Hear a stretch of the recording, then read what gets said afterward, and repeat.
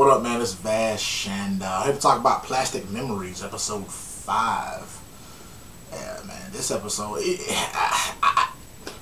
this series is really playing out to be probably one of the saddest series I've ever seen in my life. Like, just the emotional range of this series is ridiculous. I mean, because on one hand, I understand where Isla is coming from. She's just kind of like, if I have these memories and then eventually I won't have them anymore, that's going to be sad. And then it's also going to be sad for the person who's still left behind. You know, so I wouldn't want them at all. But then Tsukasa is just kind of like, no, that would be even sadder. Which, you know, I agree with both points. You know what I'm saying? Because it is sad to have these memories of a person or these memories of certain events. And you have to live with knowing that one day these are just going to be nothing. You know what I'm saying? Like, we all going to die one day. So you just kind of like, the memories that I had are eventually going to fade away. You know what I'm saying? Because I'm not going to be here to experience them. But on the other hand, you're just kind of like, my memories, like, are the reason of, like, my existence. And, you know, not to be on some Descartes sort of shit, but, you know, because I'm thinking about my memories and I had these thoughts and I had these feelings and I existed in this world. If I am a memory of someone, you know what I'm saying? If I am someone's memory, then I was an impact on that person's life. Whether it was negative or positive, I was there in that person's life. So I existed. That was my existence. But, you know, it's just amazing that something like that, you know, an anime series can sort of make you get onto a Descartes sort of train of thought. It can actually open up your mind and just make you just think about things that you normally wouldn't question, because I normally wouldn't question my own mortality, but this series is doing it. You know what I'm saying? It's not like I got, you know, 9 years to live or something like that. You know, I could die tomorrow, I don't know, but I never question my mortality. But watching this, because these characters have limited mortality, you know what I'm saying, they have limited lifespans, it's a prevalent question. So that's kind of sad.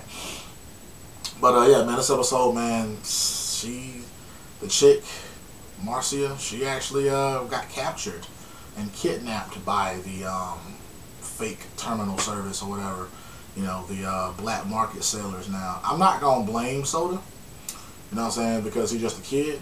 But you had Tsukasa and Isla come out to talk to you, and they didn't bother you outside, you know what I'm saying, of your home. You know what I'm saying? Like, they all came to your house. They didn't ask you shit about it. They didn't ask you shit else about what was happening. They all did this shit within your house.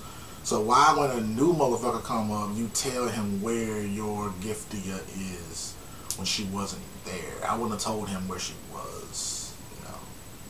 So that was, I'm not blaming him because he is a child, but that was kind of silly. You know, you don't give away vital information like that, you know. To quote Johnny Depp in that Black Mass trailer that I just recently saw, you know, just saying, you know, gets you put in a hole. Sorry about that. That was a terrible fucking impression, but, you know, great trailer. Anyway, this yeah, like I said though, man, you know, she got captured and they proceed to look for her. You know, all of the terminal service, you know, they're looking for every one of them. They're all out there, Zach and Michiru, they're all out there looking for Marcia. And then we start to get, you know, glimpses into the past and all that sort of stuff. We see that Kazuki at one point had her leg crushed by Michiru's father figure, the giftia who was her father. So yeah, now we get some confirmation as to what happened when the giftia's lifespan runs out and they just kind of be there. They go ape shit. Yeah, they go crazy pretty much. I don't know if it's been, well, I think it's because their memory starts to deteriorate, you know, and they just kind of, first of all, the limiters placed on their brains like vanish, so they can move at incredible rates of speed and they can like gain like incredible amount of strength and stuff like that. But they just become mindless and, you know, destructive for the most part. And I don't know if this is the case all the time, but it seems like that the object of their destruction is their owner. Because when we see what happened in the past with Kazuki and all that, the father figure was going after Michiru from what I could gather. Because at first I thought he was trying to protect Michiru from the guy who was holding Michiru back, you know what I'm saying? But it looked like he was going after her, and he kind of stepped on Kazuki's leg to, like, get her out of the way. But it looked like he was going after Michiru. And in this instance, in the present time, we see that Marcia has gone after Soda. Like, she actually was reaching out to take Tsukasa's hand, and then she just completely went like in the opposite direction and went after Soda. So I don't know if it's because the only memory that she has is of this face and name, and that face and name is causing her internal software to go like pain, you know what I mean? And because it's a painful experience, she wants to get rid of it by deleting that from existence. I don't know. But they go ape shit and they become wanderers. So that is something that they have to do. You know what I'm saying? I was sad that the terminal service had to, go in after so much time to take these giftiers away from their families. But the giftier could snap and kill the human inside of the house. So I totally get that. Which begs the question as to why would, this company create a being that, one, has a 9-year lifespan, and two, that when the 9 years is up, they turn into a killing machine. That's kind of weird. Why would you even make it? Like, that product would be nowhere else in the world. You know what I'm saying? If you bought a PlayStation 4 right now, and it was kind of like, yeah, you can have it for 3 years, but after 3 years, it turn into a bomb that can't be disassembled.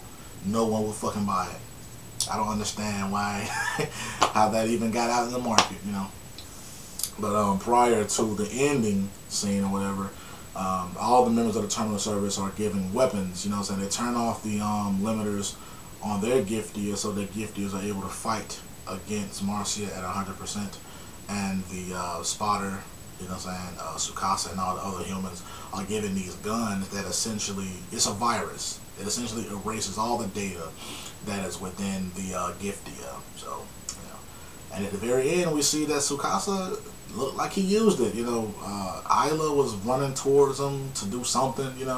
She's actually stood up and she was running towards him to do something, even though she was hurt because previously she had been hit and sent flying.